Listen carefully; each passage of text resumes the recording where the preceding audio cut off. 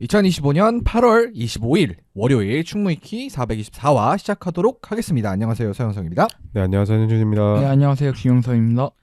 네, 팟캐스트 해축팬은 스포티파이, 팟빵, 네이버 오디오에서 즐기실 수가 있습니다. 광고 문의는 하단의 이메일 또는 공식 인스타그램을 통해서 연락을 주시면 되겠고요. 충무이키는 프리미엄 블루라이트 차단환경 루크아이와 함께합니다. 또 옵타의 데이터 브랜드 모기업이자 세계 최고 축구 데이터 공급업체인 스태츠 플랫폼의 국내 공식 협력사 그라운드 비국과도 함께합니다. 자, 일단은 또 들어가기 전에 오프닝 토크를 할 텐데 또 이번 주도 저희가 지난주랑 비슷하게 다른 이제 리뷰할 경기 말고 다른 경기들 얘기도 좀 할 거고, 그래서 프리미어리그 리뷰 위주로 또 이번 주도 갈 텐데요. 가기 전에 또 MLS 또 손흥민 선수 얘기가 있기 때문에 잠깐 하고 시작하겠습니다. LAFC 뛰고 있는데요. 이번 주말에 데뷔골 또 프리킥으로 멋있게 또 터트리면서 계속해서 좋은 활약 보여주고 있어요. 그렇죠. 일단 뭐 바로 이제 초반에 얻은 프리킥을 빠르게 프리킥으로 이으면서 찼는데, 사실 이걸 보면서 왜 토트넘에서 프리킥과 소용이 아니었을까 하는 그런 생각이 좀 들었는데, 보면서 그래도 실력은 여전하구나, 날카로움은 여전하구나, 그런 생각이 들었습니다. 은근 커리어에서 프리킥 골이 많잖아요. 네, 국대에서 특히 좀 많았었죠. 그 아시안컵 호주전이었나요? 그때도 되게 인상 깊었던 것 같고, A매치에서도 친선 경기 때 꽤 많은 골을 넣었던 것 같은데, 저도 역시 좀 토트넘 때 그게 아쉬운 것 같아요. 아무래도 에릭 다이어나 케인 같은 자원들이 있다 보니까 말년에는 또 포로도 있었고요. 네, 뭐 포로 아니면 뭐 메디슨 뭐 이런 자원도 있었고. 그렇죠. 그래서 코너킥은 좀 많이 찼던 것 같은데. 네. 프리킥, 그러니까 직접 프리킥, 특히 크로스 올리는 거 말고 슈팅 때리는 거는 그렇게 많이는 못 봤던 것 같은. 그래서 이제 흥암차란 얘기도 계속 이제 토트넘 뛸 당시에 그런 얘기 나오고 했었는데, 이제 괜히 이제 그런 게 아니었다. 네. 근데 그래도 뭐 이제 지금 이제 간 LAFC에서 무조건 다 차는 거고. 그래서 국대에서도 이제 당분간은 이제 뭐 이강인 선수와 나눠서 좀 찰 거니까. 그래서 토트넘에서 못한 건 아쉽지만 앞으로 좀 우리가 앞으로는 많이 볼 수 있지 않을까. 그렇죠. LAFC 있으니까. 네, 맞죠. 그래서 아마 몇 골은 더 한 두세 골 정도는 그래도 MLS에서 쭉 뛰면은 그렇죠. 네, 플레이오프까지 해서 터트릴 수 있지 않을까 싶기도 한데, 어쨌든 뭐 이 MLS가 사실 뭐 계속 말씀드리지만 뭐 그렇게 막 평균적인 수준이 높진 않지만 그래도 몇몇 이제 포인트들이 있어서, 그리고 또 그냥 경기 자체는 재미있긴 하더라고요. 맞아요.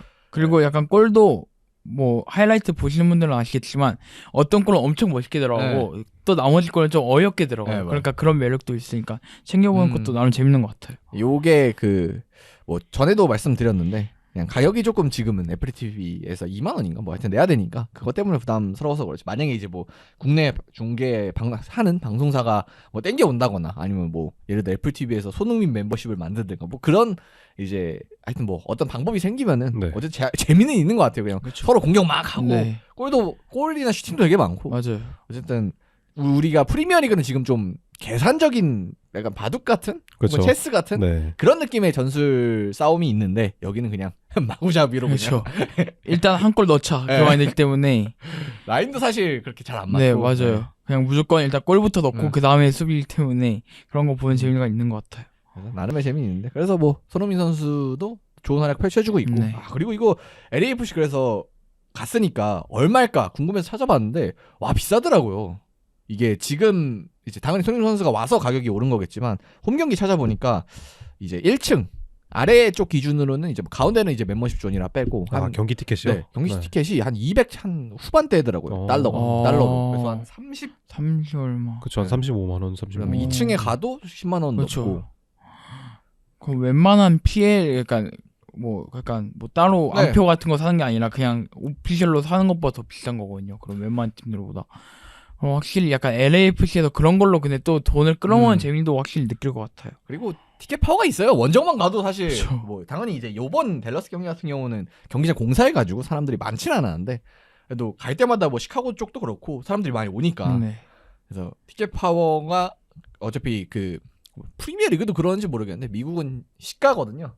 시시대로 그냥 오늘 200달러인데 내일 300달러일 수 있는 그런 곳이기 때문에, 그래서 티켓값도 많이 오르고 있다. 뭐 그런 얘기도 한번 해봤습니다.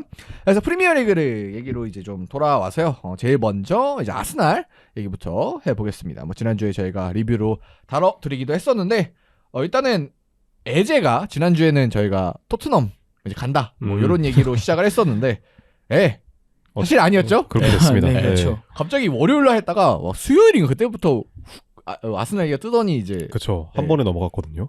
그래서 그렇게 됐습니다. 그래서 이게 저도 네. 나중에 나온 후일담인데 네. 에제가 토트넘을 그러니까 컨펌 짓기 직전에 아르테타한테 전화를 했대요.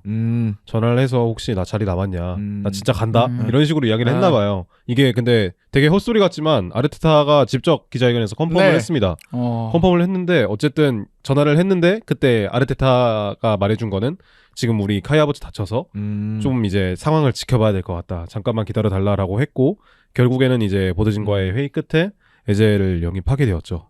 그래서 사실 그 후일담 기사 그 DSLS 쪽인가 거기서 그쵸, 네. 나온 거에 따르면은 그 하베르츠의 부상이 좀 결정적인 네. 좀 영향을 미쳤다고 뭐 몇 개월인지 명확하진 않지만 그래도 좀 장기적으로 아마 네. 지금 일단 나온 거로는 2주 동안 그 무릎에 주사 같은 걸 맞는다고 네. 해요. 주사 같은 걸 맞다가 안 되면 이제 수술을 하고 만약에 수술하면 이제 좀 장기가 더 되겠죠. 장기적인- 한 두세 달이 되겠죠. 그리고 무릎이 사실 이게 쉽게 돌아올 수 있는 또 그런 게 아니기 그쵸, 때문에 그쵸. 어쨌든 아스날 입장에선 자원이 또 필요했고 그 덕분에 이제 에제가 좀 영입이 되게 됐습니다. 그리고 이제 에제 입장에서는 아무래도 이제 아스날 유스 그쵸. 출신이기 때문에 그쵸. 그런 거에 대한 뭐 그런 것도 있었겠죠. 그렇죠. 사실 그 오피셜 영상 보면은 엄청 애가 해맑아요. 입이 거의 진짜 귀에 걸려 있거든요. 그런 거 보면 아 진짜 많이 사랑했구나. 그리고 보면 거기서 내가 이 팀 가려고 5년 동안 이걸 입단 테스트를 본 기분이다. 그런 인터뷰를 하더라고요. 그런 거 보면은 아스날 가서 못하진 않을 것 같아요. 그런 것 같아요. 이 선수가 컨디션 문제가 아니라 동기부여가 너무 확실하니까 아스날 가서는 어떻게 보면 더 크펠보다 더 기대할 수 있다. 그래서 좀 말을 할 수 있을 것 같아요. 좀 네. 네, 공교롭게도 이안 라이트가 같이 오피셜 영상에 나와요. 네. 이안 라이트가 크리스탈 팰리스에서 아스날로 온 어떻게 보면 거의 동일한 느낌의 선수예요. 동일한 느낌의 선수였는데 아무래도 이안 라이트가 아스날 입장에서는 되게 대표적인 레전드 그렇죠. 중에 한 명이잖아요. 방송도 많이 나오고 그런 인터뷰를 좀 살펴보시면 되게 제가 구단에 대한 어떠한 애정을 갖고 있는지를 잘 표현해주는 듯 보였어요. 저는. 이게 유스 시절에 어쨌든 방출이 돼서 다른 데 돌다가 네. 결국 이제 성장해서 온 건데 사실 그게 꼭 선수에게 좋은 기억일 수만은 없을 수도 있거든요. 어쨌든 그렇죠. 결과적으로 방출을 그렇죠. 당했으니까. 네. 그래서 근데 이제 본인이 아스날에 대한 애정을 잃지 않고 또 어떻게 보면 이제 어렸을 때 목표로 했던 걸 뭐 조금 다른 루트긴 하지만 이뤘으니까 저는 꿈을 이뤘다야 되는 거 대한 그런 뭔가 동기부여 아니면 뭐 의지 이런 게 좀 이번 이적에서 좀 결정적이지 않았나. 맞습니다. 그래서 뭐 이거는 그러니까 뭐 토트넘이 당연히 이제 협상을 뭐 좀 이제 끌고 좀 빨리 안 한 게 당연히 메인 이슈긴 하지만 그래도 이 에제라는 선수가 아스날을 어떻게 생각하는지 지금 봤을 때 애초에 안 될 딜이었을 수도 있겠다 하는 생각도 들어요. 그쵸. 어떻게 해도. 사실 뭐 결과론적이긴 하지만 뭐 카이 하버츠가 다치기 전에 이미 컨펌을 냈다면 네. 확정이 됐다면 에제가 갔을 수도 있죠. 네, 그럴 수도 네, 있죠. 네. 있긴 한데 뭐 그렇다 하더라도 아스날이 개입을 했다면은 토트넘 무조건, 입장에서는 네. 어쩔 수 없었을 것 같아요. 선수가 워낙 이제 아스날을 또 네. 좋아하다 그쵸. 보니까 그다음에 이렇게 아스날을 좋아하는 선수가 토트넘에 갔을 때 과연 이제 어떤 시너지를 낼 것이냐. 그것도 사실 네. 약간 그 세계관도 약간 궁금해요. 토트넘을 갔을 때 과연 북런던 더비에서 어떻게 할지 이제 그런 세계관도 좀 궁금한데 어쨌든 아스날 가면서 좀 아르테타한테는 또 새로운 카드가 좀 쥐어진 거잖아요. 네. 그러면서 좀 어떤 변화를 가져갈지 그런 것도 좀 기대해 볼 만한 것 같습니다. 그래서 뭐 포지션은 이제 측면으로 갈 수도 있고 네, 중앙으로 뛸 수도 있고 뭐 어쨌든 둘 다 활용이 가능한 선수인데 뭐 어떻게 활용할지는 아마 이제 하베르츠가 아마 부상을 당했으니까 좀 명확한 계획 속에 영입이 될 것 같고 좀 빨리 볼 수 있을 것 같아요. 이제는 네. 지금 그쵸. 또 이제 상황이 뒤이어 얘기를 하겠지만 또 사카도 외대고르도 조금 이제 몸 상태 이슈가 있기 때문에 그렇죠. 아마 좀 빠른 시일 내에 에제의 모습은 확인할 수 있지 않을까. 네, 그래서 에제는 아스날 갑니다. 네, 오피셜도 맞습니다. 나왔고요 이미.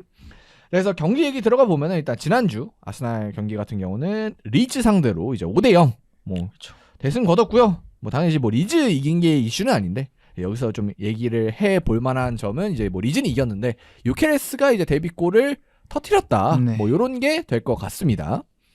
아무래도 요케레스가 지난 데뷔전에서 그 올드 트래포드 원정에서 썩 좋지 못했잖아요. 네, 좋지 못했죠. 좋지 일찍 좀 나오기도 못했다기보다 오히려 되게 안 좋았다라고 말해도 네네. 무방할 정도로 슈팅도 하나도 기록하지 못한 채 아쉬운 모습을 보였는데 이번 경기 같은 경우에는 어쨌든가 트레이드마크인 그 좌측면에서 안으로 들어와서 슈팅을 꽂아 넣는 득점도 보여줬고 페널티 키커로 나서서 득점까지 음. 만들어냈다는 점에서 굉장히 좀 합격점을 주고 싶긴 합니다. 그래서 뭐 요케레스 뭐 일단 2득점 기록을 했고 뭐 사실 아직까지 완벽하게 또 적응한 모습은 아니었지만 네. 그렇죠. 그래도 본인이 잘하던 걸, 뭐 PK도 사실 장점 중에 하나거든요. 네. 맞아요. 그렇기 때문에 잘하는 것들을 좀 보여줬다. 뭐 이것만으로 좀 의미가 있을 것 같고 이제 뭐 시작이니까 그렇죠. 좀 더 이런 식으로. 네. 다만 좀 아쉬운 점이라면 그 아스날이 롱킥을 때렸을 때 네. 이번에도 상대 센터백과의 경합에서는 좀 밀리는 듯한 음. 모습이 있었거든요. 그런 부분은 확실히 좀 개선이 필요해 네. 보이긴 합니다. 그리고 아직은 좀 왼쪽 윙어하고의 그 움직임에 대해서 조금 적응이 안 된 느낌도 있어요. 보면 볼이 한 곳에 있는데 같이 겹친다던가 그런 장면들도 있는 거 보면 아직은 아르테타가 조금 만져줘야 할 부분도 있다. 선수들의 역할을 좀 확실하게 할 필요가 있다. 또 좀 볼 수 있었던 것 같아요. 그래서 뭐 그나마 이제 뭐 마르티넬리야 뭐 안으로 좀 들어가 준다 치더라도 요번에 나왔던 마두에케 같은 네. 경우는 완전 이제 측면에 가야 되는 자원이기 때문에 그렇죠. 예, 뭐 요케레스가 빠지고 이제 뭐 들어오고 자리 교환하고 뭐 이런 거에 대해서는 이제 좀 조정이 좀 더 네. 필요하긴 하겠죠. 뭐 그리고 이제 또 하나 주목을 받았던 게 이제 후반전에 들어왔던 이제 맥스다우먼인데 이 선수 만 15세 선수인데 프리미어리그 데뷔전을 치렀습니다. 2009년생인데 생일이 12월 31일이에요. 네. 그러니까 사실상 2010년생이죠. 그쵸. 이제 2010년이면 문제야. 진짜 엄청 어린 거죠. 네. 지금 어떻게 보면은 막 저희 우리나라에서 날다긴다는 박승수 선수도 07년생이고 그렇죠. 뭐 이스테반 같은 경우도 07년생이고 이러는데 다우먼 같은 경우에는 그보다 2살 더 어린 네. 선수다 보니까 이번에 프리시즌에 합류를 했어요. 이 네, 선수가 그랬었죠. 합류를 하면서 되게 프리시즌 때 나와서 좋은 모습을 보여주다 보니까 이 개막전 스쿼드에도 포함이 된다라는 말이 있었는데 결국에는 이번 경기에서 프리미어리그 데뷔엔 성공을 했습니다. 그래서 뭐 데뷔한 것도 데뷔한 거고 그리고 이 현재 데뷔했던 나이가 15세 234일이었다고 하고요. 종전 기록이 이제 완예리가 15세 181일이라서 요거 1위 기록은 아니고 네. 2위 기록, 이제 구단 최연소 아스날 최연소 2위 기록으로 이제 데뷔를 하게 됐습니다. 이게 프리미어리그 기록으로도 2등일 거예요. 그래서 완예리가 1등이죠. 이게. 1등이 완예리고 2등이 맥스 다우먼일 텐데 아마 다우먼이 이 나이 제한이 아니었으면 더 일찍 데뷔했을 가능성도 있었어요. 네. 작년에 그만 15세가 안 되면 못 나오지 않나요? 네, 그렇게 알고 있는데 작년에 저 카이 하버츠가 역시 다치고 네. 후반기에 되게 헤맸었잖아요. 아스날이 네네. 뭐 티어니로 윙으로도 썼고 그러면서 아르테타가 아마 맥스 다우먼을 일찍 좀 데뷔시킬 수도 있다라는 말이 자주 나왔었어요. 근데 그 나이 규정 때문에 어쩔 수 네. 없이 등록이 못 됐었고 결국 이번 프리시즌을 통해서 아스날의 스쿼드에 합류하게 되었습니다. 그래서 아마 뭐 오른쪽에서 쭉 계속 활약을 했었고 네. 뭐 그리고 PK 유도까지 또 좀 한 부분이 있었기 때문에 네. 뭐 아마 어느 정도는 이제 뭐 당연히 주전은 아니겠지만 어느 정도는 이제 활용이 되지 않을까 싶긴 해요. 그러니까 뭐 사실 다우먼은 원래부터 좀 뉴스 쪽에서 워낙 유명한 선수여서 유명했는데 이번 경기 보면서 와 터치가 너무 좋다라는 생각이 들었어요. 그냥 긴 볼이든 아니면 횡패스에 대한 볼을 딱 그냥 공간에다 완전히 한 번에 갖다 두고서 자기가 좀 유리한 고점을 가져가고 그런 걸 보면서 아 나이에 못지 않다 그런 생각도 좀 했습니다. 이 선수가 그 유소년 때 평가를 받았던 게 한 코치가 그랬던 걸로 기억을 해요. 그 카카 같은 느낌이 있다라고 했었거든요. 근데 보면은 되게 무슨 느낌인지 아실 겁니다. 되게 네. 속도가 빠른데 키가 꽤 커요. 그래가지고 상대 사이드백과 1대1을 할 때 순간적인 보폭으로 이 상대 사이드백을 이겨내는 듯한 모습이 많이 나오긴 하거든요. 근데 이번 경기에서 솔직히 돋보였던 거는 거의 대부분 아스날의 선수들이 그냥 다우먼 밀어주기를 했어요. 그쵸. 네. 거의 이제 승부가 한 3대0, 4대0이 되다 보니까 아스날 선수들도 뭔가 집중해서 경기를 뭔가 이겨야겠다라는 느낌보다는 다우먼에게 공을 주고 뭔가 뭐 관중들도 되게 맞아요. 밀어줘 이런 느낌의 분위기가 계속 형성이 됐었거든요. 심지어 재롱잔치 느낌. 네, PK 얻었을 때도 요케레스한테 차지 말고 다우먼 달라 막 이런 이야기가 나왔다고 하더라고요. 그만큼 다우먼이 아스날에게 있어서 얼마나 좀 기대받는 선수인지도 좀 알 수 있었던 부분인 것 같습니다.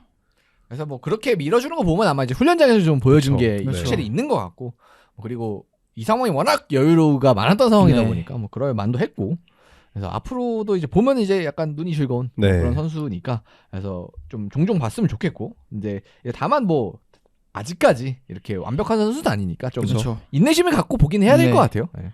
아직은 뭐 워낙 어리기도 하고 그리고 사실 너무 어리잖아요. 네. 진짜 너무 어느 정도 어린 것 같아요. 너무 어리기 때문에 사실 장기적으로 봐도 되니까 그냥 천천히 시간만 늘리면 될 것 같습니다.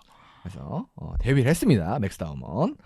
자 그리고 이제 마지막으로는 아스날 쪽에서 이제 경기는 잘 풀렸지만 사카랑 웨데고로 이렇게 그쵸. 부상을 당했는데 그래서 종전에는 조금 길 수도 있다 부상이 그런 얘기도 있었는데 뭐 그래도 엄청 심한 뭐 예를 들어 몇 개월짜리 부상 이 정도는 아니라고 하고 뭐 기사 나온 거에 따르면 이제 사카가 한 4주 정도 뭐 나온다고 하죠. 네, 사카는 작년에 다쳤던 햄스트링과는 반대쪽 부위여가지고 그나마 좀 다행이다라고 볼 수 있겠고 웨데고르는 아직 명확하게 나오지는 네. 않았어요. 지금 녹화일 네. 기준으로는.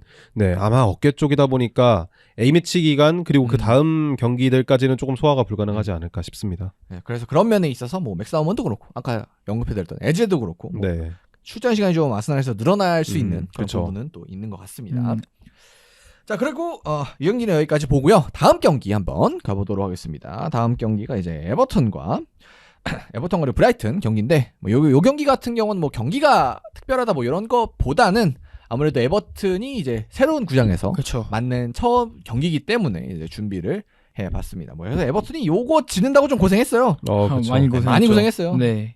일단 뭐 재정적으로도 그랬고 뭐 리버풀 안에서도 그 좀 문제가 됐다고 네. 해요. 시청 쪽이나 맞아요. 컨펌하는 데도 문제가 됐었고. 그래서 근데- 좀 늦어진 거잖아요. 맞아요. 네. 점점 지연이 됐고. 근데 저는 사실 구디슨 파크를 가봤거든요. 작년에. 네. 근데 갔다 와서 이번에 경기를 보면서 봤는데 와 진짜 좋아졌다 음. 생각이 들더라고요. 그냥 사실 구디슨 파크가 엄청 오래됐거든요. 네. 저 몇십 년이 됐는데 그걸 보다가 신구장을 보니까 약간 팀도 좀 고급져 보이고 약간 음. 잘하는 팀 같고 음. 강팀 느낌이 좀 들더라고요.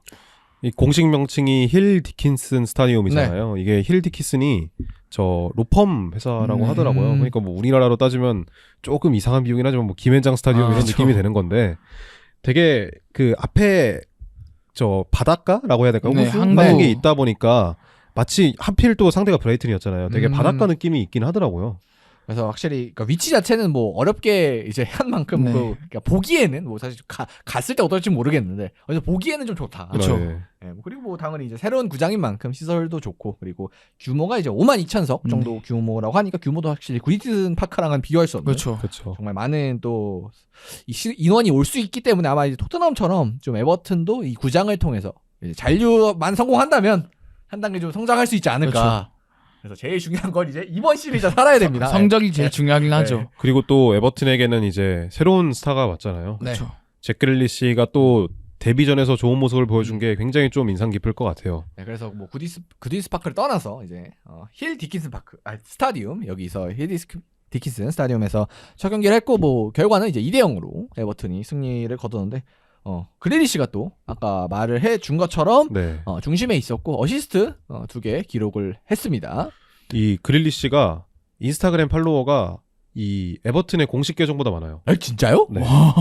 그렇게 많아. 뭐 물론 이제 잉글랜드 국대도 하고 한 맨시티 선수였으니까 트래블 때도 있었고. 한 800만 되는 걸로 알고 있거든요. 와. 네, 그 정도야? 에버튼의 공식 계정 인스타그램 팔로워가 300만 네. 정도라는 점을 생각을 해보면은 2배 이상. 거의 2배. 스타긴 하다. 네. 그만큼 이 에버튼에서의 그릴리시가 갔다는 게 굉장히 좀 상징성이 있다라고 볼 물론 수 뭐 있을 것 임대입니다. 같거든요. 네, 그렇죠. 뭐 아직 완전 이적 이 옵션을 포함한 임대긴 하지만 사실 성사 가능성이 그렇게 높지는 않잖아요.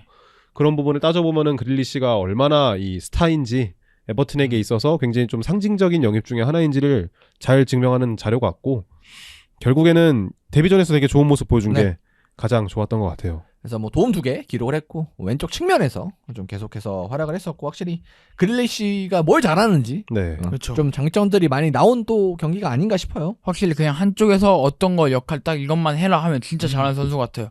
그리고 확실히 자기가 자신감이 올라오니까 그걸 계속 하려는 도전도 보이고 사실 왜냐면 저 맨시티에서 부진했던 이유가 자기가 잘하는 거에 대해서 그 자신감이 없어져서 그걸 안 했다고 생각하거든요. 네. 근데 에버튼 와서 어떤 이유인지 모르겠지만 확실히 좀 팀에서도 밀어준 게 보이고 어떻게 보면 그릴리시를 좀 새로운 무기로 사용할 수 있다. 그렇게 볼 수 있던 것 같아요.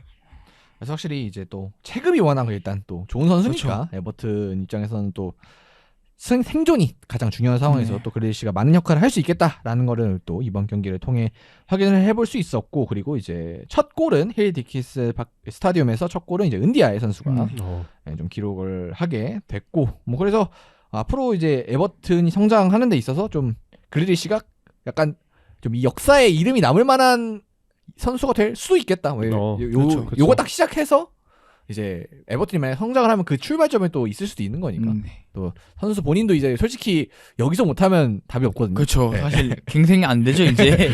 여기서 못하면 제가 이제 2부 뭐 이렇게 가야 그렇죠. 되니까 안 되니까. 그래서 그런 점에 있어서 선수 본인에게도 아니면 이제 에버튼이라는 팀에게도 좀 중요한 지금 시기다 보니까 그래서 좀 더 잘해야 되는 둘 다 시기긴 하고 이제 처음으로 이제 결과는 나오게 됐습니다. 에버튼 같은 경우의 이야기를 조금 더 해보자면 에버튼이 이번 경기에서 또 돋보였던 선수는 저는 개인적으로 바리라고 생각을 해요. 비아레알에서 온 스트라이커인데 아무래도 도미닉 칼버트루인이 나간 상황에서 에버튼이 대부분 이 후방 빌드업이나 공격 진행을 할 때 있어서 롱킥을 시도하는 경우가 많아요. 네. 근데 베투 같은 경우에는 이 공중볼 낙하 지점을 잘 못 잡기도 하고 되게 미숙한 모습이 있거든요. 네. 공중볼 경합에 있어서. 근데 바리 같은 경우에는 이번 경기에서 꽤 그래도 잘 버텨주더라고요. 그래서 좀 다른 카드가 어쨌든 생겼으니까 뭐 루인이 원래 그런 역할을 좀 이제 해주고 뭐 이렇게 그쵸. 됐었는데 그래서 새로 들어온 또 바리가 또 그런 역할을 해줄 수 있고 그러면 이제 또 잘 이끌어가는 또 지름길이 될 수가 있겠죠. 그렇죠. 그래서 에버튼 요번 또 구장이 뭐 멋있으니까 아마 그쵸. 중계할 때마다 보시면은 좀 인상 깊게 볼 수 있지 않을까 하는 생각이 또 듭니다. 그래서 다음 경기 또 가볼 텐데요. 다음 경기는 맨유와 풀럼 경기였습니다. 일단 풀럼 홈에서 펼쳐진 경기였는데 지난주에 저희가 참 맨유 칭찬을 많이 했었는데 그렇죠. 네. 엄청 많이 했죠. 네. 그래서 이번엔 다르다 뭐 이러고 네. 설레발을 떨었는데 이게 한 주 만에 이게 참 극과 극을 좀 오가는 평가였습니다. 그래서 결과는 1대1 풀럼이랑 무승부 거뒀고 그래서 이제 시즌 출발을 1무 1패로 출발을 하게 된 메뉴가 되겠습니다. 사실 어쨌든 두 경기에서 승점 1점밖에 따지 못했다는 건 굉장히 부정적인 포인트라고 생각해요. 부정적이죠. 네. 그리고 더구나 물론 아스날 풀럼이라는 어떻게 보면 좀 강팀과의 네네. 상대긴 했지만 그래도 맨유가 지금 이번 이적 시장에서 쓴 돈에 비하면 너무 아쉬운 음. 결과다 그렇게 볼 수 있고 그리고 사실 아스날전에서는 그나마 좀 경기력이 괜찮았다지만 이번 풀럼전은 너무 최악이었거든요. 물론 뭐 부패 PK 실축 그런 게 있었지만 사실 어쩌면 아스날 때가 그냥 이른바 뽀록이었나 그런 생각도 좀 들었습니다. 그래서 뭐 지금 기록이 쭉 나오고 있는데 뭐 XG도 그렇고 슈팅, 뭐 유효 슈팅, 점유율, 필드 테이트 뭐 밀릴 수 있는 건 다 밀렸어요. 그렇죠. 이게 어떻게 보면은 아모림의 이 접근 방식이나 아니면은 경기를 운용하는 방식이 1패턴 그러니까 하나밖에 이용을 하지 못한다라는 게 굉장히 좀 명확하게 드러났던 경기였던 것 같아요. 왜냐하면은 아스날 같은 경우에는 유나이티드가 원하는 대로 되게 높은 위치에서의 그렇죠. 압박을 가져갑니다. 그러다 보니까 이 속공을 가져가는 데 있어서 더 넓은 공간을 이 공격진들이 사용할 수 있게 되죠. 근데 이번 경기 같이 풀럼은 특히 좀 되게 애매하게 경기를 많이 해요. 미드블럭을 쌓고 좀 공격을 할 때 있어서도 빠르게 경기를 풀어가는 듯한 장면들이 많단 말이에요. 그렇죠. 그런 장면들에서 유나이티드의 공격진들이 조금은 역습을 대비하는데 아쉬운 모습을 보였고 역습을 진행하는 데 있어서도 쿠냐 은베모가 상대 수비진이나 미드필더진에게 눌려서 조금은 공격을 진행하지 못하는 장면들이 많았죠. 그리고 이제 그렇게 경기 내적으로도 좀 안 좋았었고 뭐 그리고 이제 특히 이제 원래 만약에 뭐 이건 너무 만약인 얘기긴 하지만 부패가 초반에 PK를 잘 넣고 그대로 갔으면 좀 더 무난한 경기가 될 수 있지 않았을까. 그쵸. 왜냐면은 브루노가 득점을 했다면 이제 풀럼이 앞으로 나왔을 거란 말이에요. 그랬을 거죠. 예. 네, 그래갖고 이런 경기에서는 특히 선제골의 흐름이 중요했는데 브루노가 중요한 이 페널티킥을 날려버리면서 더 애매해진 감이 없지 않아 있었습니다. 그리고 그 실축에 대해서 이제 경기 끝나고 심판이 그쵸. 뭐 방해를 했다. 그쵸.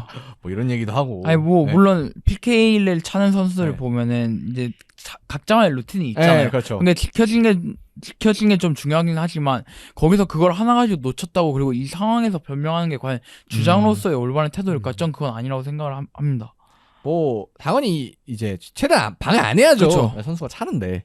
근데 예를 들어 뭐 부딪히는 게 저는 있을 수 없는 일이라고는 생각하지는 않거든요. 뭐 당연히 이제 사람이니까 지나가다 보면 뭐 부딪힐 수도 있고. 그다음에 뭐 예를 들어 아예 그냥 대놓고 상대 선수가 와서 이렇게 막 약간 받고. 밀치고 이런 그쵸. 것도 있잖아요. 약간 방해하기 그쵸. 위해서.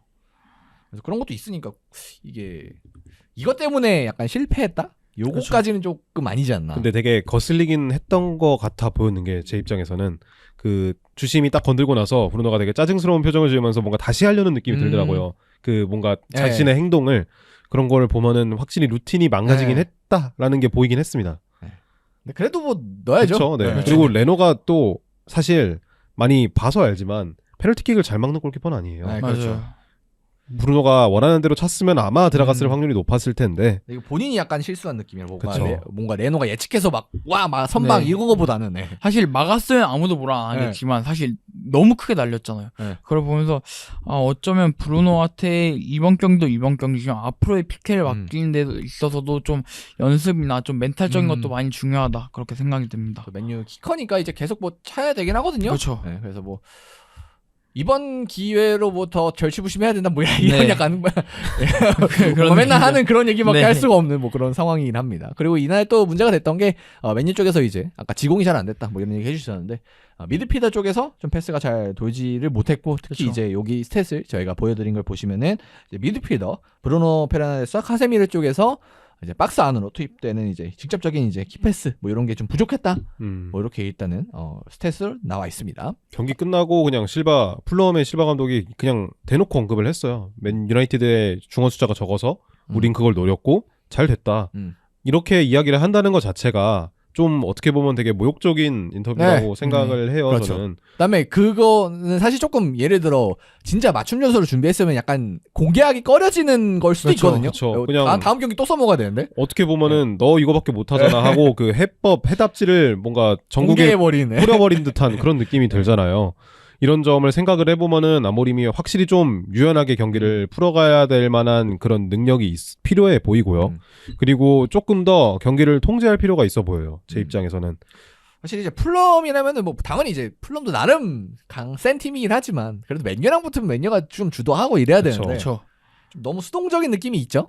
사실 네. 좀 약간 약팀 분위기로 하는 것 같아요. 그냥 항상 약팀 상대여도 내가 수굴고 가고 항상 뭔가 우리가 계속 리드해서 안 하려고 하고 상대가 이렇게 나올 걸 생각해서 우리 이렇게 준비해야겠다 마인드를 가지다 보니까 그만큼 성격도 약간 좀 따라오는 느낌이거든요. 그러니까 강팀을 좀 상대할 때는 그런 게 좀 통할 수도 있는데. 그렇죠. 사실 네. 근데 약팀을 상대로 그렇게 하면 사실 오히려 부작용이 나타날 네. 수 있다는 점도 좀 알고 있어야 될 것 같아요.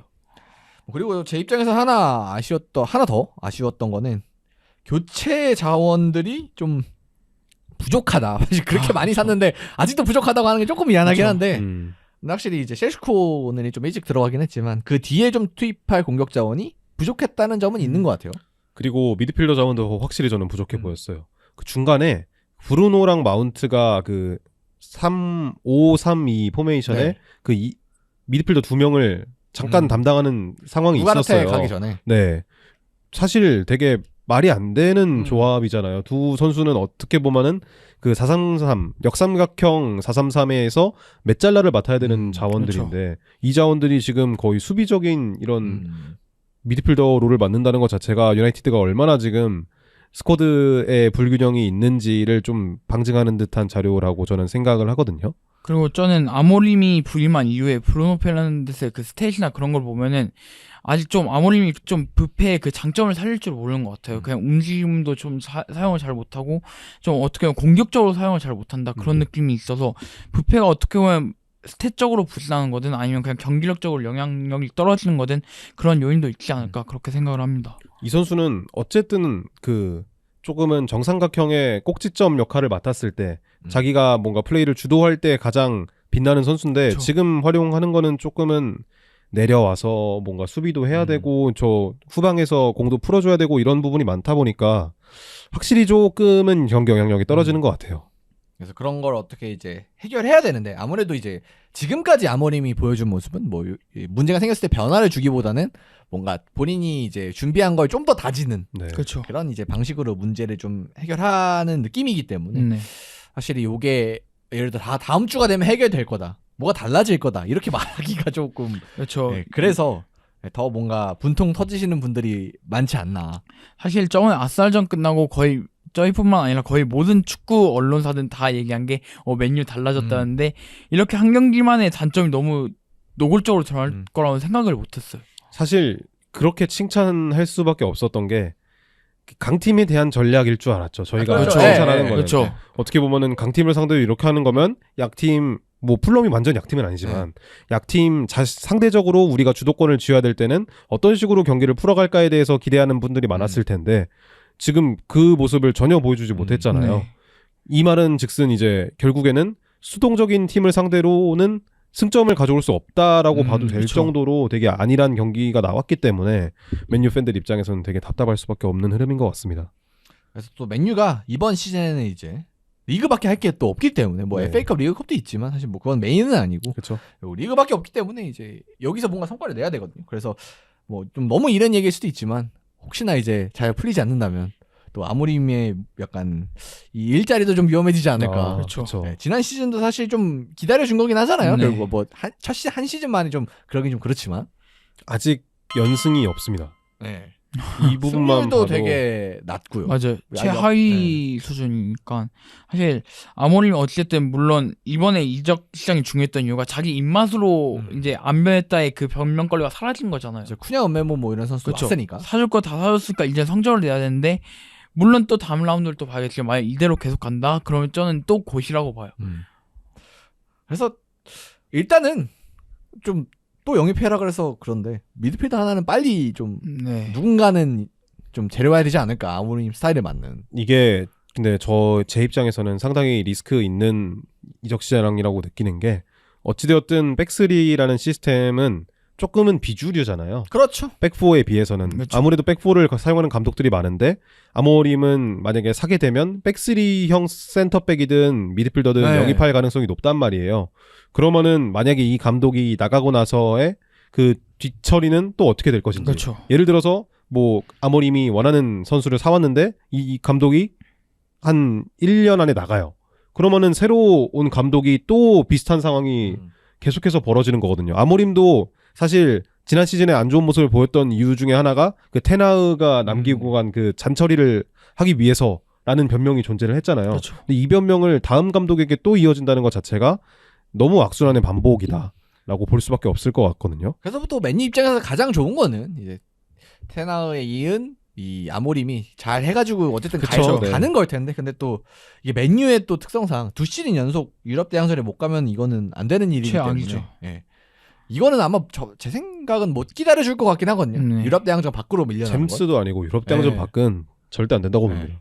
그래서 어느 정도는 이제 보여줘야 뭐 기다리고 선수 영입해주고 하는데 네, 그래서 이제 미드필더를 빨리 그렇죠. 그렇죠. 일단 살아야 되니까 여기도 여러모로 그다음에 뭐 굳이 뭐 백스리 백포 나누지 않아도 미드필더가 필요하긴 하거든요. 그러니까 뭐 사실 이게 그 친구 발레바 이후에 뭔가 나누는 게 없어가지고 뭐 맞아요. 누굴 영입해야 된다 뭐 누가 좋을 것 같다 이런 얘기는 네. 섣불리 하기가 좀 어렵긴 한데 하여튼 사실 네. 발레바를 그 돈 주고 영입할 수 있었다는 것 자체가 시장에 얼마나 선수가 없는지를 좀 그렇죠. 입증하는 듯한 모습이기도 했거든요. 사실 그리고 맨유라는 팀이 어린 선수를 찾기가 좀 굉장히 어렵다고 생각해요. 그러니까 지금 딱 그 아모림이 원하는 그 자리에 선수 그 자리도 그렇고 그 맨유라는 그 팀의 위상이 있잖아요. 그의 어린 선수를 데리고 와야 그 성적이 유지가 될 텐데 있냐? 전 절대 없다고 생각을 해요. 지금 시장에서. 저는 차라리 좀 이미 완료된 딜이지만 팔리냐를 영입하는 것도 전 나쁘지 않았다고 보거든요. 뭐 당연히 이유가 있었겠죠. 네. 근데 어쨌든 아모림이 사용해봤던 그렇죠. 자원이기도 하고 팔리냐 정도면은 충분히 그냥 딱 1년 좋은 임대로 자원이죠. 네. 사용하기 괜찮았다고 봤는데 토트넘이 가져가게 됐죠. 그래서 일단 누구든 빨리 좀 네. 수혈을 해야 되는 상황이고 좀 아마 이제 저희 방송 지금 녹화하는 기준으로는 이제 8월 25일이니까 얼마 안 남았거든요. 그쵸. 지금 이적 시장이. 그래서 좀 빨리 움직여야 될 맨유가 될 것 같고 이번 주는 이제 실망스러웠으니까 아마 다음 주에도 뭔가 문제가 생기면 진짜 이거는 더 일이 그렇죠. 커지지 않을까. 네. 네, 라는 생각은 드는 것 같습니다. 자, 여기까지 맨유 얘기까지 해봤고요. 저희가 준비한 본 경기로 한번 넘어가 보도록 하겠습니다. 이제 맨시티와 토트넘의 리그 경기였고요. 손흥민 선수가 떠난 또 경기이기 때문에 뭐 그 정도의 큰 이슈는 되지 않았지만 토트넘이 맨시티를 또 잡아내면서 뭔가 손흥민과 관계없이 맨시티 킬러 이미지는 또 유지하게 됐습니다. 어찌되었든 이렇게 구단의 상성이 잡히는 것 자체가 굉장히 이 맨체스터 시티 입장에서는 안 좋을 거예요. 사실 뭐 일단 시티라는 팀이 어쨌든 그 한 팀한테 유독 약해진다는 것 자체가 우승팀 입장에는 굉장히 껄끄러운 네. 거거든요. 얘네를 상대할 때마다 사실 그 최근의 전적이 아니라 그 심리적인 요인이 있는 거기 때문에 사실 선수들도 말릴 거고 아마 구단뿐만 아니라 감독도 말리기 때문에 또 그만큼 또 복잡하게 생각할 거란 말이에요. 그럼 또 그만큼 또 전술을 바뀌고 원래 하던 걸 못하기 때문에 그런 걸 보면은 사실 맨시티가 이번에 새로운 시즌을 시작하기 전에 무조건 하나를 할 과제였는데 이걸 해결하지 못했던 없다는 건 좀 부정적인 부분인 것 같습니다. 맞습니다. 그래서 뭐 경기 얘기로 한번 쭉 들어가 보도록 할 텐데요. 뭐 일단은 일단은 경기 내용적으로 한번 쭉 이끌어 주시죠. 네, 일단은 이 경기를 한마디로 정리를 해보자면 저는 두 팀이 이 각자 맡고 있는 상대 선수한테 얼만큼의 시간을 부여하는가에 대해서 큰 차이를 보였다라고 저는 생각을 하거든요. 일단은 맨체스터 시티부터 설명을 한번 해볼게요. 맨체스터 시티 같은 경우에는 공을 소유하고 있을 때 토트넘의 3명의 미드필더 사르랑 벤탄쿠르 팔리냐가 되게 강하게 압박을 했어요. 거의 맨마킹에 가깝게 상대의 빌드업 루트를 차단을 했고 이 접근 방식이 어떻게 보면은 지난 파리와의 슈퍼컵에서 토트넘이 보여줬던 전방 압박과 상당히 유사하다는 느낌을 받았거든요. 이때 시티가 어떤 식으로 풀어내려 했느냐라고 본다면 리코 루이스를 조금 적극적으로 활용을 했습니다. 아무래도 좀 공을 다루는 데 있어서 익숙한 사이드백이기도 하고 되게 포지셔닝을 잘 활용하는 미드필더기도 하니까 이 자원이 안으로 좁혀 들어오든 아니면은 폭을 벌리든 해서 순간적으로 자신의 마크맨을 끌어내면 이때 나오는 빈 공간을 노리는 장면들이 많았어요. 그래서 리코 루이스가 계속해서 움직이는 모습을 보였는데 이때 리코 루이스가 움직이면 셰르키나 아니면은 기타 자원들이 대응을 해서 순간적으로 발생하는 공간을 노리는 듯한 장면들이 많았거든요. 그러면은 이 자원이 공을 잡고 돌아서면서 전진을 할 수 있었을 텐데 토트넘의 이 후방 자원들 뭐 반더벤이나 아니면 로메로 스펜스 같은 자원들이 이 내려오는 자원들까지 곧바로 따라 붙었습니다. 이 부분이 저는 굉장히 컸다고 보여요.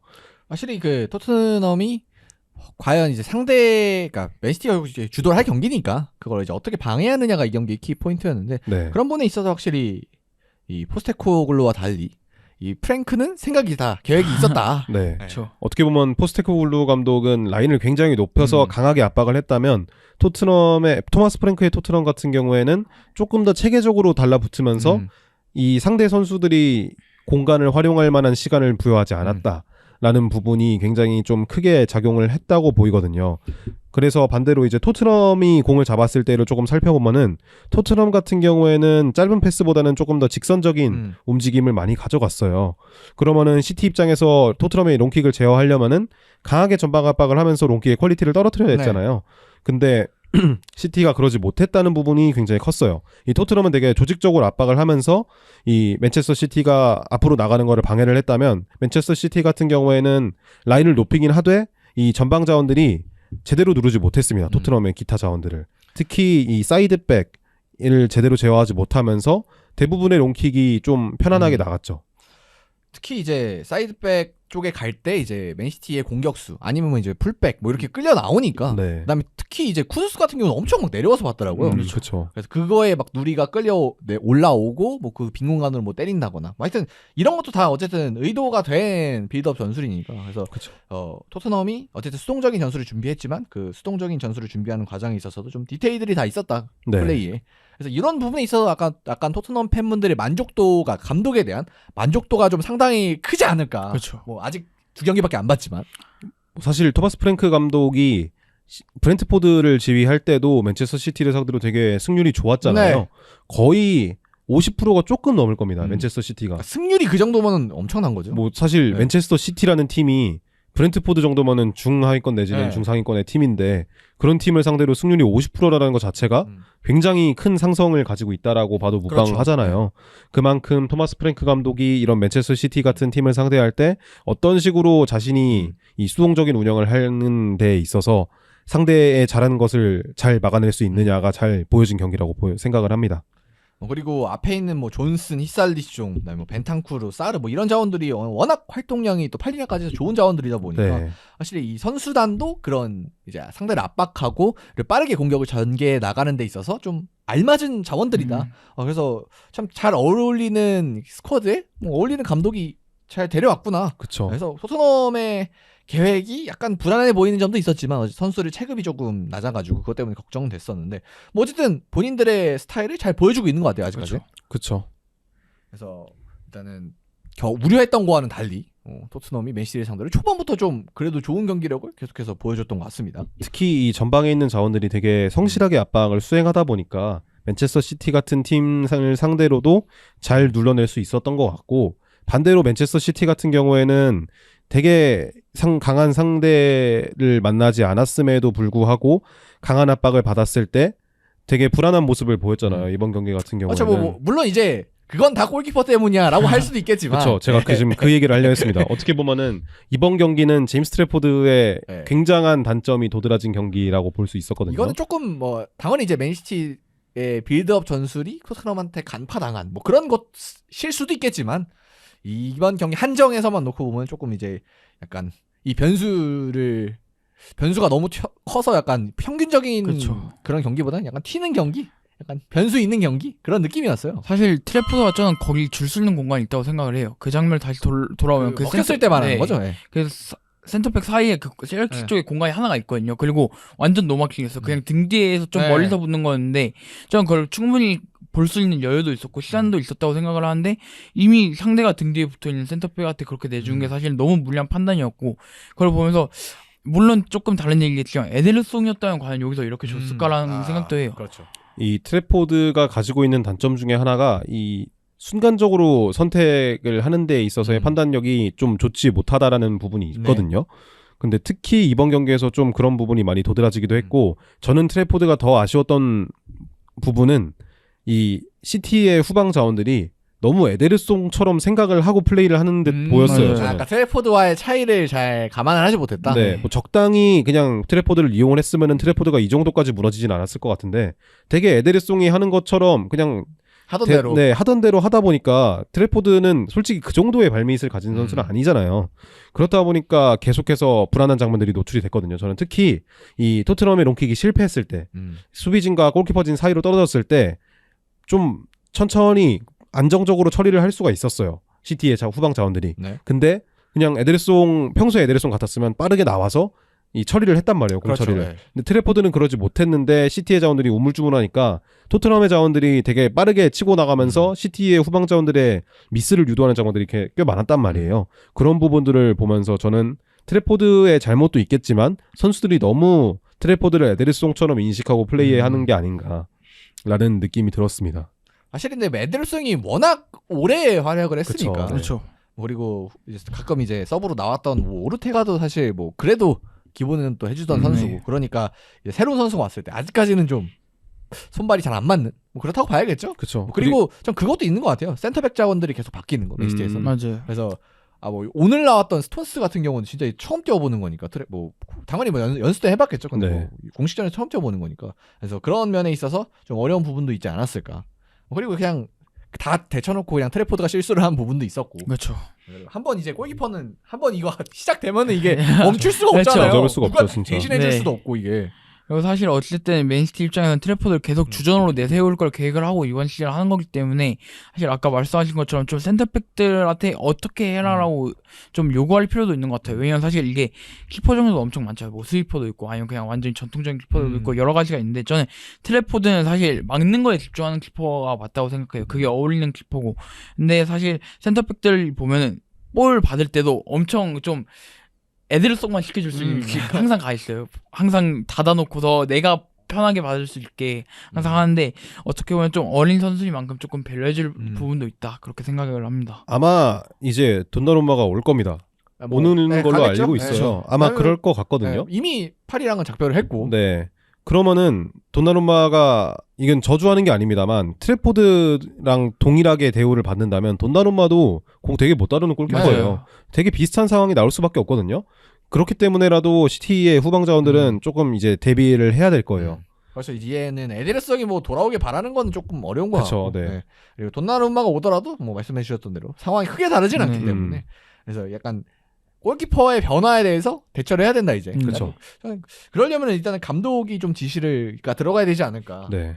그리고 아무래도 좀 발을 많이 맞춰보는 게 중요하겠죠. 다만 조금 불안한 부분이라면 돈나룸마 같은 경우에는 쭉 이탈리아 내지는 프랑스에서 뛰다 보니까 트래포드보다는 소통에 있어서 어렵겠죠. 조금은 네. 불안한 부분이 존재를 할 거란 말이에요. 트래포드는 그래도 잉글랜드에서 쭉 뛰어왔던 네. 선수고 이 그리고 그나마 또 시티의 이 전술에 익숙한 선수예요. 유수 네. 출신이라. 시티의 후방전들을 보면은 그래도 영어를 사용하는 사람들이 네. 많다 보니까 그래도 빨리 적응을 했을 텐데 도나루마 같은 경우에는 오게 된다면 조금은 불안한 부분이 나올 수는 있겠죠, 초반에. 그러니까 결국 이제 트래포드에서 돈나룸마로 바뀐다고 이런 빌드업적인 불안감이 해소가 되는 게 아니다. 그쵸. 네. 예, 그렇기 때문에 어찌 됐든 뭐 누가 나오든 뭐 트래포드가 됐든 돈나르마가 나오든 뭐 누가 됐든 이런 문제는 해결해야 되니까 이거는 이제 사실 요번 경기는 뭐 지나갔으니까 어쩔 수 그렇죠. 없고 빨리 좀 가르디올라 감독이 대책을 좀 내야 되지 않을까 뭐 하는 생각도 듭니다. 그리고 대본에는 없는 이야기인데 네.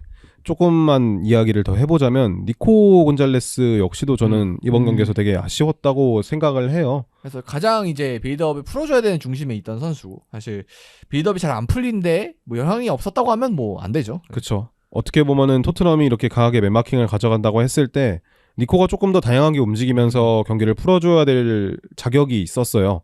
근데 이 선수 같은 경우에는 그러지 못했고 특히 후반전에 로드리가 교체되어 들어오면서 저는 그 부분이 조금 더 역효과가 컸다고 생각을 하거든요. 로드리 같은 경우에는 잠깐 나왔지만 되게 쉽게 경기를 풀어가는 역체감이 장면들이 컸다. 네. 많았잖아요. 네.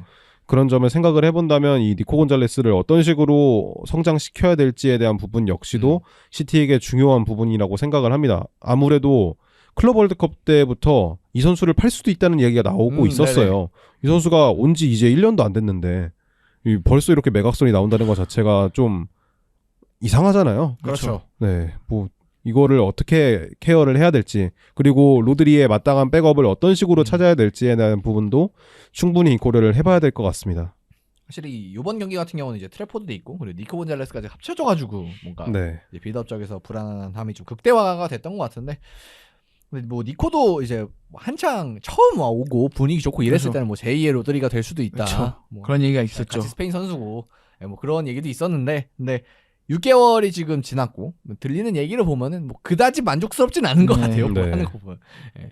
근데 뭐 사실 저는 이 이상의 선수를 못 구할 거라고 생각되거든요. 백업으로. 그렇죠. 사실 로들리의 백업을 구한다는 것 자체가 굉장히 말이 안 되는 일이긴 하죠. 사실 백업을 과연 이걸 백업을 할 수 있을까라는 생각이 좀 들어요.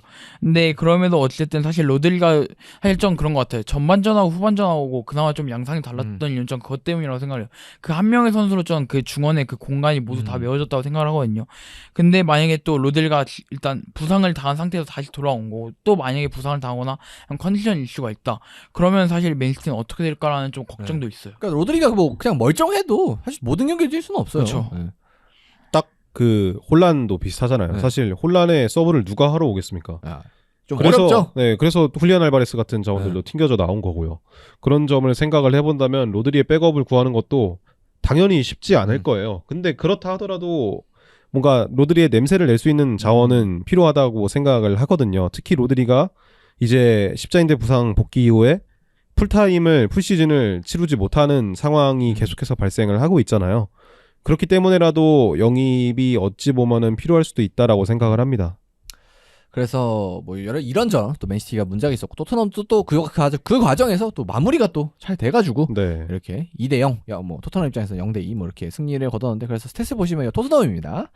엠브럼이 잘못 나오긴 했는데 그래서 후반전을 각오하면서 뭐 XG 뭐 이런 부분들은 이제 맨시티 점유율 뭐 이렇게 다 가져왔지만 사실 뭐 의미가 크지는 않았고 그렇죠. 그리고 토트넘이 어쨌든 빠르게 득점을 하고 좀 내려갔기 때문에 네. 뭐 요거는 뭐 크게 의미 있는 그런 기록은 아닌 것 같고 그냥 맨시티가 점유율이 높았는데 결정을 못 지었다. 뭐 요거에 맞습니다. 좀 더 중점을 두면 또 좋을 것 같습니다. 뭐 우리 토트넘도 수비가 상당히 또 집중력들이 다 좋더라고요. 네. 미드필더진이나 아니면 진짜 수비진 자체가. 그렇죠. 그래서 뭐 반더벤 로메로 이렇게 시작해가지고 확실히 그 프랭크 감독이 오면서 수비적으로 정말 단단한 팀을 이제 만들어갈 수 있겠다. 사실 지난 시즌은 반대였거든요. 그렇죠. 음. 맞아요. 그래도 좀 긍정적인 부분을 찾아보자면 이 토마스 프랭크 감독이 비슷한 양상을 보였던 파리전 같은 경우에는 계속 더 앞으로 나가다가 어떻게 네. 보면은 너무 후반전에 일찍 잠궜죠. 네. 일찍 잠그면서 파리에게 기회를 허용했다마는 이번 경기 같은 경우에는 그래도 흐름을 쭉 비슷하게 유지를 하면서 결국에는 경기를 끝냈다는 부분이 조금 더 빠른 피드백이 됐지 않았나라고 보여질 수 있을 것 같아요. 네, 그래서 뭐 토트넘 입장에서는 좀 긍정적인 걸, 당연 뭐 이겼어도 그렇지만 뭐 내용적으로도 네. 좀 긍정적인 걸 많이 본 경기였고 뭐 시티 쪽 얘기를 이제 후토크로 넘어가서 해 보자면은 확실히 좀 홈이었기 때문에 특히 그렇죠. 실망스러운 결과가 아닌가 싶고 뭐 당연히 아직 뭐 로드리도 이제 완벽하게 돌아오지 않았고 뭐 여러 가지 이제 이적생들을 적응해야 되고 이슈가 있긴 합니다만 좀 지난 시즌에 아쉬웠기 때문에 그렇죠. 좀 빨리 증명의 자리를 좀 가져야 되지 않을까. 사실 맨시티 팬들 입장에서는 지난 시즌 굉장히 실망스러웠을 거예요. 어쨌든 우승을 하다가 그 위치가 사실 적응이 될 수가 없거든요. 그렇죠. 그리고 사실 이번 시즌에도 지금 이 성적이 과연 적응이 될까 전 아니라고 생각을 해요. 어쨌든 이 경기력도 아마 적응이 안 될 거고 그리고 사실 토트넘한테 좀 그렇게 생각하거든요. 토트넘한테 상성은 항상 밀렸어도 진 경기에서도 사실 좀 경기력은 챙겼다고 생각을 해요. 근데 이번에는 사실 경기력도 너무 압살을 당했고 사실 이런 걸 보면서 맨시티가 사실 물론 앞으로의 시즌 동안 망할 거라는 생각 안 해요. 그리고 결국에 챔스권도 가겠지만 좀 많은 우려점이 있는 것 같습니다. 사실 또 이번 시즌에 선수도 많이 좀 들어왔고 아직 들어올 선수도 있고 무슨 그쵸, 같이 네. 돌아올 선수도 있고 제가 아까 말씀드렸듯이 그래서 조금 진짜 앞으로가 좀 더 중요한 맨시티가 되겠습니다. 그래서 이런 모습들이 좀 유지가 되면은 지난 시즌에 이어서 진짜 좀 심각한 문제로 뭐 변모가 될 수도 있는데 근데 뭐 셰르키 같은 자원들도 있고 뭐 오스카바 같이 이제 올 시즌에 좀 올라온 자원들도 있고 해서 앞으로는 뭔가 좀 기대가 되지 않을까. 그렇죠. 다만 이제 누리가 빠진다면 계속해서 이게 뭐 앞으로 어떻게 될지 모르겠지만 누리 쪽에서 문제가 생긴다면 좀 뭔가 더 문제가 커질 수도 있고 그렇죠. 그리고 개인적으로는 이제 리코 루이스가 나름의 역할을 해주고 있지만 사실 수비 자체로 봤을 때는 많이 아쉬운 선수가 그렇죠. 아닐까. 그렇게 보면 라이트백도 영입을 하긴 네. 해야 돼요. 이 선수 만약에 안 쓴다 하면은 마테우스 누네스가 나와야 되는데. 또 그런 역할에 어울리는 선수는 아니죠. 그렇죠. 네. 지금 이제 리코 루이스가 하고 있는 역할을 시킨다 그러면 그래서 지금 리코 루이스는 이제 그 역할에는 맞지만 사실 뭐 수비 내려갔을 때 뭐 몸싸움도 네. 너무 밀리고 그렇죠. 속도도 스프린트가 사실 그 장거리로 보면 좀 빠른데 이게 단거리로는 아예 따라가지를 네. 못하고 한 번 탁 치면 뭐 물론 이제 브레넌 존슨이라서 더 비교가 된 걸 그쵸. 수도 있겠습니다만 그래도 사실 다른 선수들하고 경험만 봐도 사실 그 한두 발 차이가 굉장히 크게 나요. 그런 걸 보면은 이게 사실 저는 그런 거라고 생각해요. 풀백은 그런 거는 사실 전술적으로 완전할 수 없는 그렇죠. 거거든요. 그거는 불가능하죠. 네, 그런 걸 보면 사실 시티가 아무리 센터백을 보강하고 한다 해도 그 자리에 공백은 계속 느껴질 수밖에 없을 거다. 좀 그렇게 그냥 생각을 해요.